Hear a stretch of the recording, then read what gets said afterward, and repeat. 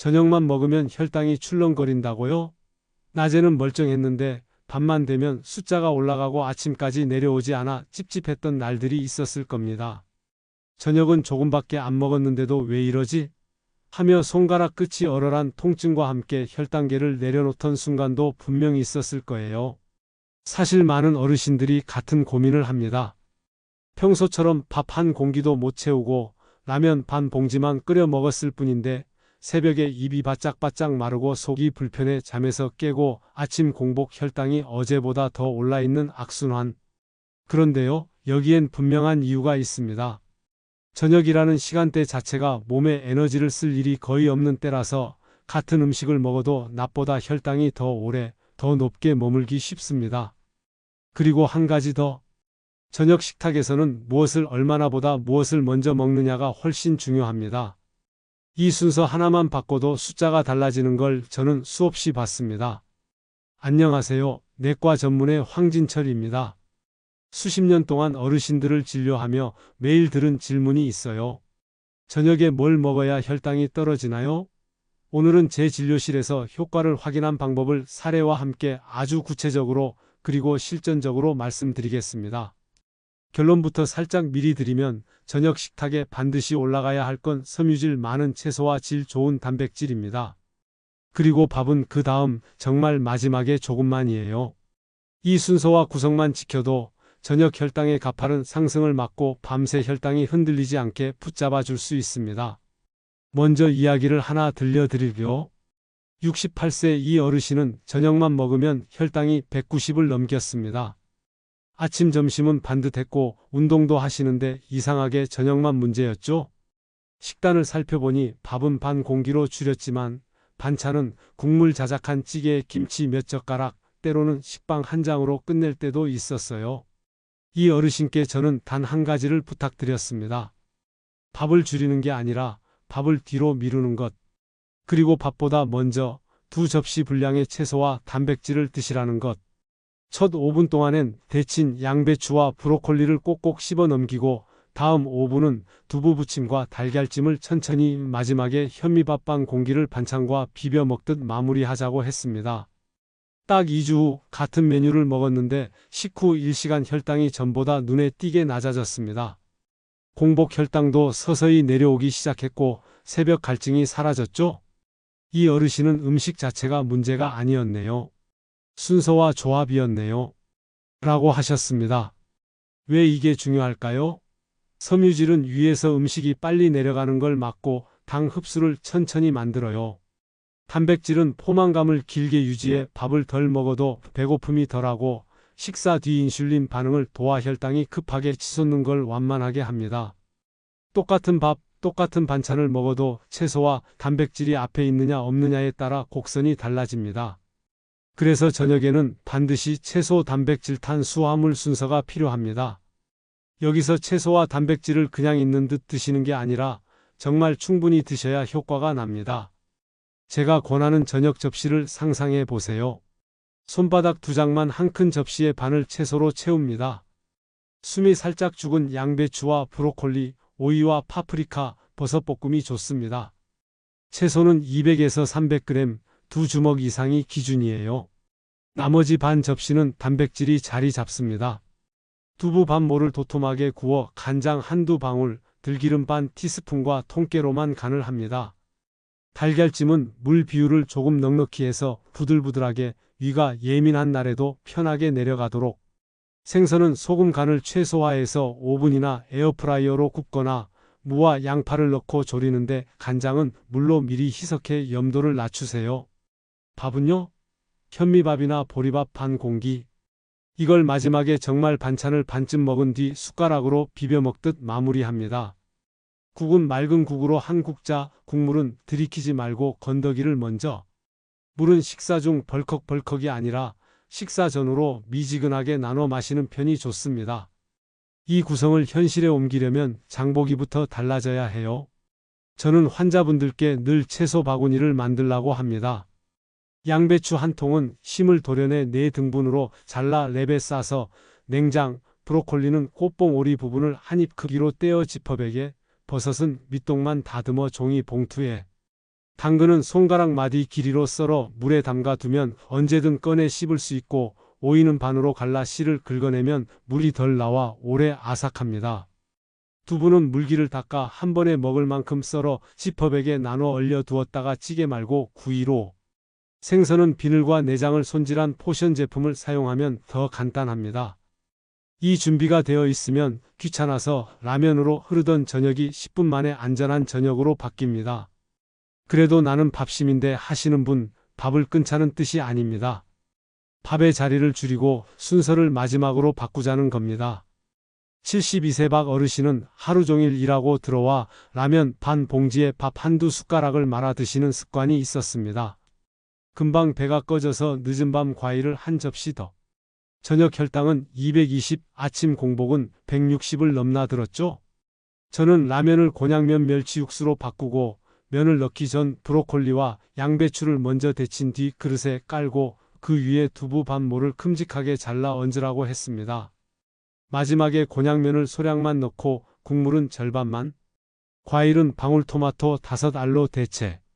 한 달 후 같은 면 한 그릇인데 혈당 그래프가 확실히 완만해졌습니다. 밤중 갈증이 줄어 잠의 질이 좋아졌고 아침 공복도 120대까지 내려왔죠. 저녁에 과일 한 접시를 습관처럼 드시는 분들이 많습니다. 과일은 건강식이지만 시간과 양이 관건이에요. 저녁엔 당분이 몸에 머무는 시간이 길어서 포도감 바나나처럼 당지수가 높거나 당부하가 큰 과일은 혈당을 오래 끌어올립니다. 과일은 가능하면 점심 이후 가벼운 산책 전후로, 저녁엔 방울토마토나 딸기 블루베리를 소량만.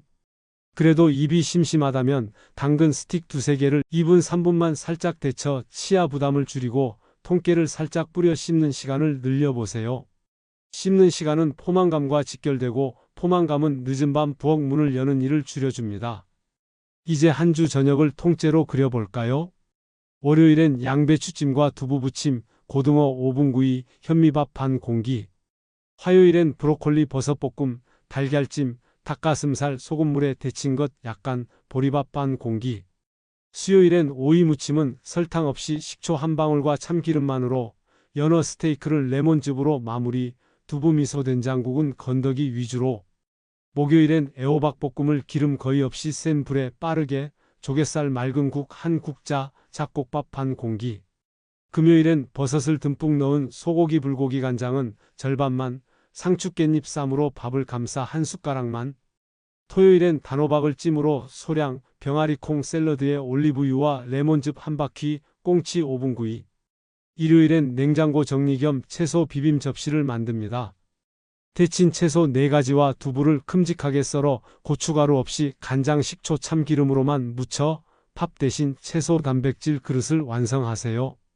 그날만큼은 밥을 건너뛰어도 든든합니다. 이 메뉴들을 돌리면 장보기와 손질, 조리가 패턴화돼 덜 힘들고 무엇보다 뭘 먹지? 고민하는 시간이 줄어듭니다. 식탁의 물리적인 환경도 혈당에 영향을 줍니다. 큰 그릇은 큰 한 입을 만들고 큰 한 입은 빠른 속도를 부릅니다. 밥그릇을 작은 공기로 바꾸고 반찬 접시는 넓고 납작한 접시로 바꿔 채소가 많아 보이게 하세요. 젓가락을 먼저 들고 숟가락은 나중에. 타이머를 12분으로 맞추고 첫 5분은 채소만, 다음 5분은 단백질, 마지막 2분에 밥을 마무리. 너무 기계적이라고 느껴지면 라디오 한 곡 끝날 때까지 채소와 단백질로 기억하세요. 한 곡이 끝나면 밥의 차례가 옵니다. 이 작은 장치들이 의외로 큰 차이를 만듭니다. 실패담도 이야기해 드릴게요. 70대 초반의 김 어르신은 저염식을 한다며 라면 스프를 반만 넣어 먹으셨습니다. 스프는 반이었지만 면은 그대로였고 면발은 금방 배고픔을 불러 늦은 밤 과자를 찾게 했어요. 당화 혈색소는 계속 올라갔죠. 바꾼 건 단 한 가지. 면을 먼저 넣지 말고 채소와 두부로 냄비를 채운 뒤 면은 소량만 마지막에. 그리고 스프는 따로 덜어 찍어 먹듯 향만. 놀랍게도 라면을 먹으면서도 혈당 그래프가 매끈해졌습니다. 중요한 건 음식명표가 아니라 구성과 순서 그리고 양입니다. 저녁에 운동을 어떻게 할지 묻는 분들도 많아요. 식사 직후 격한 운동은 위에 부담을 주고 오히려 불편할 수 있습니다. 대신 식사 후 10분, 20분 집안에서라도 천천히 걸으세요.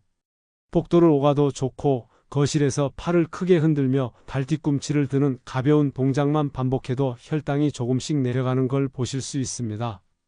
무릎이 아파요 하는 분들은 의자에 앉아 무릎을 굽혔다 펴는 동작, 발목을 원으로 돌리기, 손가락 쥐었다 폈다를 반복하면서 호흡을 길게 해주세요. 중요한 건 조금이라도 움직이기입니다. 움직임은 음식 다음으로 강력한 혈당의 브레이크입니다. 이쯤에서 자주 받는 질문에 짧게 답을 드리죠. 밥은 아예 끊어야 하냐고요? 아닙니다. 반 공기면 충분합니다. 대신 마지막에 반찬과 함께 드세요. 국은 반드시 필요한가요? 맑은 국 건더기 위주로 한 국자는 포만감과 따뜻함을 주지만 짜거나 기름진 국은 피하세요. 간식이 너무 땡길 땐요? 당근 오이 스틱을 3분만 데쳐 치아 부담을 줄이고 아몬드 6알을 천천히 씹어 드세요. 과일이 먹고 싶으면요? 저녁보다는 점심 후로 미루고 정말 먹고 싶다면 방울토마토 5알 정도로 마무리하세요. 달달한 게 미칠 듯 땡기는 날은 단호박을 한 조각만 쪄서 계피를 살짝 뿌려보세요. 당은 아니지만 뇌가 달콤을 느끼는 데 도움이 됩니다. 이 모든 이야기를 한 문장으로 줄이면 이렇습니다. 저녁은 소화기와 혈관이 쉬어야 하는 시간입니다. 그래서 채소로 문을 열고 단백질로 중심을 잡고 탄수화물로 가볍게 닿는 식사를 하셔야 합니다. 이때 채소는 충분히, 단백질은 넉넉히, 밥은 조금만. 순서는 채소 단백질 밥, 조리는 찜구이 오븐처럼 담백하게. 과일은 저녁 대신 낮에. 라면, 빵, 과자, 달달한 음료는 저녁에는. 과감히 절대 멀리. 이 원칙만 지키셔도 숫자는 달라집니다. 숫자가 달라지면 몸이 달라지고 몸이 달라지면 마음이 든든해집니다. 마지막으로 당뇨약이나 인슐린을 사용하시는 분들은 식사 변화에 따라 약 조정이 필요할 수 있습니다. 특히 만성 신장질환이 있거나 저혈당을 자주 경험하신다면 주치의와 상의해 나에게 맞는 저녁 접시의 크기와 약 복용 타이밍을 꼭 점검해 주세요. 식사는 약과 경쟁하는 게 아니라 약이 덜 고생하도록 도와주는 가장 강력한 동반자입니다. 오늘 저녁 아무것도 바꾸기 힘드시다면 단 하나만 바꿔보세요.